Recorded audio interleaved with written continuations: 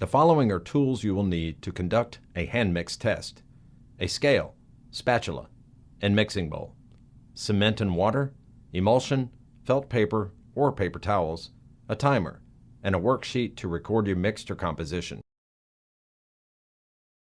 Recording your mixture composition is important to the next steps in the hand mix process and ultimately to achieving consistency in your mix. Step 1. Determine the moisture content of your aggregate.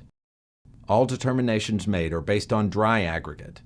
Knowing the moisture content of the initial batch of aggregate is important because it will help you determine how much extra aggregate is needed in order to account for that moisture.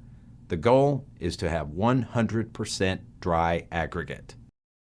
In order to determine moisture content, you must first record the initial weight in grams of your aggregate. Then refer to the AASHTO T225 test method for calculating moisture content and record your calculation. Step 2. Add aggregate. Aggregate is added to account for moisture content. Again, the goal is to have 100% dry aggregate. Once you have the moisture content percentage, use the following formula to determine the amount of aggregate to add into the mix. Initial weight in grams divided by 100 minus the moisture content percent number divided by 100. Step 3. Add Portland cement. Refer to your mix design for the proper amount of cement to add to your mix. For example, when the cement content is 1%, it means that for every 100 grams of aggregate, you would add 1 gram of cement. Make sure the cement is mixed in and evenly distributed. Step 4. Add water. When adding water to achieve optimum water content, you want to take into account the initial moisture that was already in the aggregate. Note, optimum water content of the mix includes both the initial moisture content of the aggregate and the added water. Refer to your mix design for the proper amount of water to add to the mix. As you are mixing, the wet aggregate should start to stick to the sides of the mixing container. Step 5. Add emulsion and start your timer. The proper amount of emulsion to add into the mix is outlined in your mix design. Note, the amount will always stay the same and is not subject to change like the moisture content. Start your timer immediately after adding the emulsion and begin mixing. Mix for 30 seconds until uniform and pour a small sample onto felt paper, about half of the mixture. This will be used to determine how much time the contractor will have to work with the emulsion. When mixing, you should achieve a consistency similar to a good brownie mix. Just remember, don't eat it. As you are mixing, you are looking to record 3 specific times: mix time, break time, and work time. Mix time is how long it takes the mix to break and start to clump up and stack onto more mix without going back to a uniform state. Once mix time is achieved, record time and continue mixing. Break time is the time it takes before the mix begins to come apart or crumble. Record time. If you reach 300 seconds, you may also stop mixing and note the time as 300 plus. Work time is how much time the contractor has to work with the emulsion before it begins to break.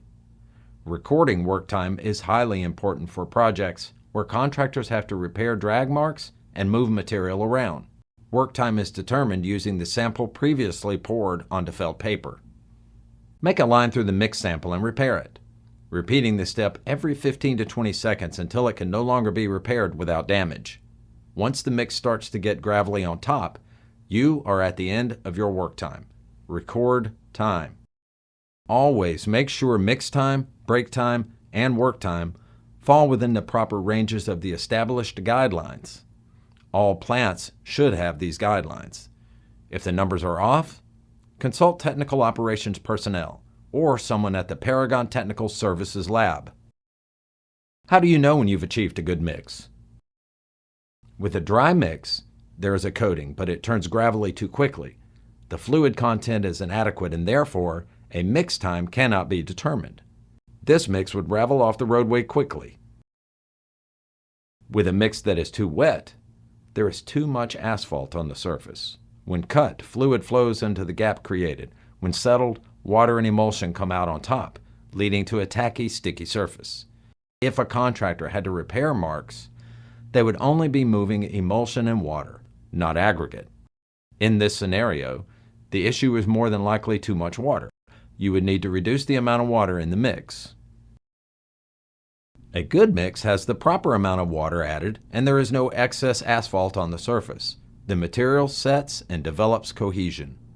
There are a number of scenarios in which a project would call for fresh aggregate. The most common is when contractors exhaust their supply of material. Should you need more aggregate, always verify the consistency of your material as you begin a new mix.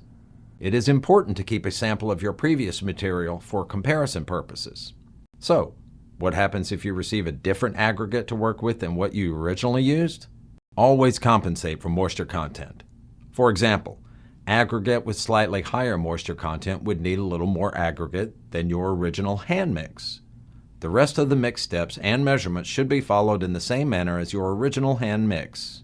If the results in your new mix are not consistent with your first hand mix sample, you may need to change the formulation of the emulsion or get a new sample of aggregate.